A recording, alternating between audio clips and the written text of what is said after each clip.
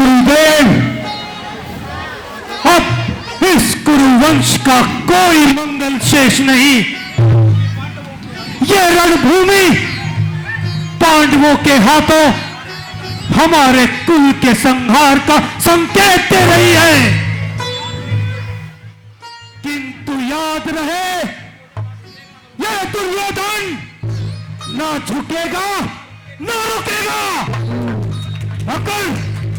अगर मुझे इस कुरुवंश के रक्षार्थ हेतु इस संसार के समस्त वीरों के प्राण भी हरने पड़े तो मैं वो लेके रहूंगा। दुर्योधन, पांडवों को युद्ध में परास्त करना अत्यंत दुर्लभ है। यह एक कटु सत्य है, परंतु परिणाम देखे बिना सोच सागर में डूब जाना यह पुरुषार्थियों के लिए उचित नहीं। गुरुदेव, ये पांडव आपके शिष्य हैं और आप उनके गुरु। इसीलिए वो प्रत्येक युद्ध में विजयी होते हैं। तो इसे आपकी उपेक्षा के अतिरिक्त और क्या कहा जाए गुरुदेव, और क्या कहा जाए? मित्र, सत्य है, पांडव द्रोणाचार्य के परम प्रिय शिष्य हैं, इसलिए ये उन पे इतनी दया प्रदान करते हैं। और ये मैंने पहले ही कहा था, किसी दूसरे को सेनापति नियुक्त करो, तब तुमने मेरी एक नहीं सुनी। आचार्य के धोखे में आके अज्ञानी हो गए। अब आचार्य का पांडव स्नेह देखो मित्र। तुम्हारे मुख से ऊंची वाणी शोभा नहीं पाती। दुर्योधन, तुम किस भ्रमजाल में पड़े हो? क्या तुम पांडवों को नहीं जानते? स्वयं देवकी नंदन श्री कृष्ण चंद्र जिनके सहायक हैं, फिर उनके सहायक शब्द वेदी क्यों ना हो, और वे हर संग्राम में विजय क्यों ना पावे? मैं एक तुच्छ मनुष्य भला वासुदेव के समक्ष क्या ही कर सकता हूं? बालकों को समझाने के लिए ये युक्ति अच्छी है गुरुदेव। वे नराधम, मान धारण कर, क्यों मेरे हृदय को जलाता है? हे गुरुदेव, आप मेरा सखा जान मेरे मित्र का अपराध क्षमा करें। इसी कारण ये दुष्ट अब तक जीवित है, वरना मैं इसी क्षण इसके प्राण हर लेता। दुर्योधन, जैसा तुम्हारा मन करे वैसा करो, मैं हर प्रकार से प्रस्तुत हूं। आप क्या नहीं जानते गुरुदेव, हमारी ओर के सहस्त्रवीर अब तक किस युद्ध में मारे जा चुके हैं, और पांडवों का एक सेनाध्यक्ष तक नहीं मरा है। क्या ये सामान्य दुख का विषय है? ठीक है दुर्योधन, तो मैं द्रोणाचार्य ये प्रतिज्ञा करता हूं कि कल पांडव पक्ष का कोई न कोई वीर अवश्य मारा जाएगा, और इसमें किंचित मात्र संदेह न करना।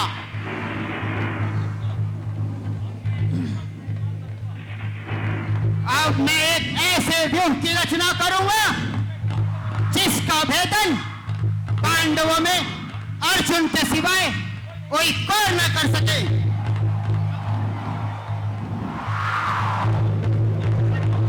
व्यूह? कौन से व्यूह की बात कर रहे हैं आप आचार्य? चक्रव्यूह। गुरुदेव, परंतु अर्जुन का क्या होगा? अर्जुन जब संस्पत्तों से संग्राम करने युद्ध भूमि से बहुत दूर चला जाएगा, तब मैं इस व्यूह की रचना करूंगा। तो मैं भी आज खड़े छू के प्रतिज्ञा करता हूं कि पांडव कुल चूड़ामणि अर्जुन का अपने हाथों से संहार करूंगा। जिसकी आचार्य लोग इतनी प्रशंसा करते हैं, अब देखा जाएगा कि वो कैसा वीर है। या तो मेरी उसके हाथ ही मृत्यु होगी, नहीं तो मैं उसे यमलोक पहुंचाऊंगा। संसार में प्रतिज्ञा ही सार है यंगराज कर, सब से संभव और असंभव है, परंतु तुम्हारी बातों का प्रथम अंश ही हमें सत्य दिखाई देती है, अर्थात अर्जुन के हाथ तुम्हारी मृत्यु। निसंदेह क्या वीर पुरुष मृत्यु से भय करते हैं?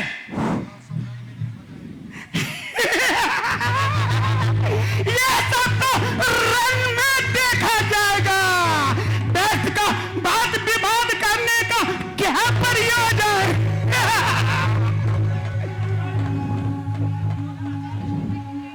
आचार्य, आपकी इस प्रतिज्ञा से मेरा मन संतुष्ट नहीं हुआ।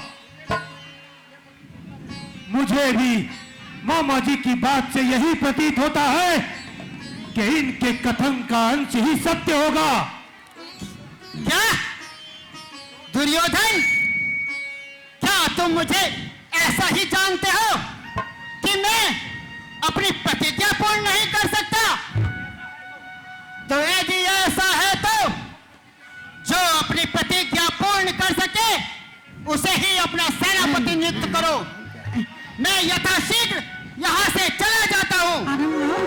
पिताश्री, क्या माता को दिया हुआ वचन आप भूल गए? यदि इस युद्ध में मेरी मृत्यु होती है तो उसके कारण केवल और केवल आप होंगे। दुर्योधन, इस समय आचार्य को कटु वचन कहना उचित नहीं।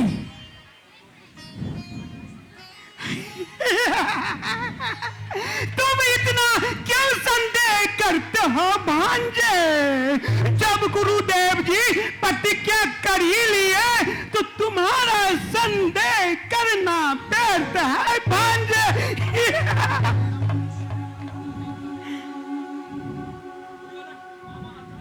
मामा श्री,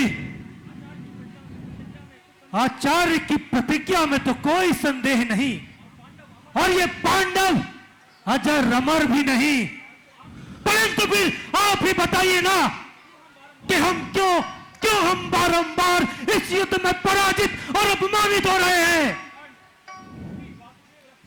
क्योंकि वासुदेव रक्षित पांडवों के किसी भी सेनाध्यक्ष को धर्म युद्ध में परास्त करना सहज नहीं।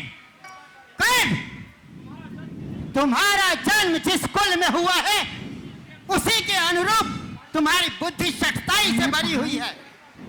जो ऐसे कूट युद्ध की मंत्रणा करे अथवा उसमें प्रवृत्त हो वह वीर नहीं, वीर कलंक है। तो ठीक है गुरुदेव, उन पांडवों के हाथों परास्त होने से अच्छा है कि मैं स्वतः अपने आत्मघात कर लेता हूं। नहीं दुर्योधन, यह क्या मूर्खता करते हो? गुरुदेव,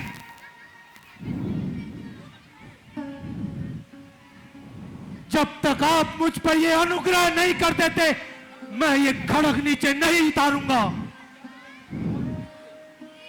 धीरज धरो दुर्योधन, धीरज धरो। कैसे धीरज धरूं गुरुदेव, कैसे धीरज धरूं? या तो आप उस पांडवों का वध कीजिए या आप मुझे आत्मघात करते हुए देखें। दुर्योधन, धीरज धरो दुर्योधन, धीरज धरो। जैसे कि मैं पहले ही प्रतिज्ञा कर चुका हूं कि कल शत्रु पक्ष का कोई न कोई वीर अवश्य मारा जाएगा। सभागत नृपतिगणों, आप मेरे व्यूह के चारों मुख्य द्वार के रक्षक होंगे। दुर्योधन, तुम व्यूह के मध्य में रहोगे जिससे कोई भी शत्रु तुम तक पार न पा सके। महावीर कर्ण, कृपाचार्य, दुशासन, आप मेरी व्यूह की सेना के मुख्य रक्षक होंगे और मेरे व्यूह के मुख्य द्वार पर होंगे महादेव का प्राप्त वरदान अभेद्य कवच लिए जयद्रथ, जिससे पार पाना शत्रु के बस का नहीं। अब सभी अपने अपने दुर्गों में चलो और युद्ध के लिए तैयार हो जाओ। स्मरण रहे, कल का दिन पांडवों के लिए अत्यंत कष्टकारी होने वाला है, अत्यंत कष्टकारी। महाराज दुर्योधन की, महाराज दुर्योधन की, महाराज दुर्योधन की, महाराज दुर्योधन की।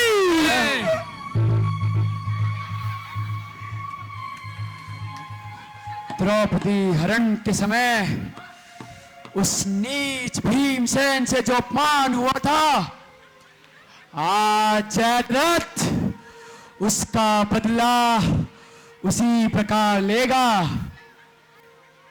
हे महादेव, आपकी कृपा से मैं धनंजय के अतिरिक्त पूरे ब्रह्मांड को परास्त कर सकता हूं।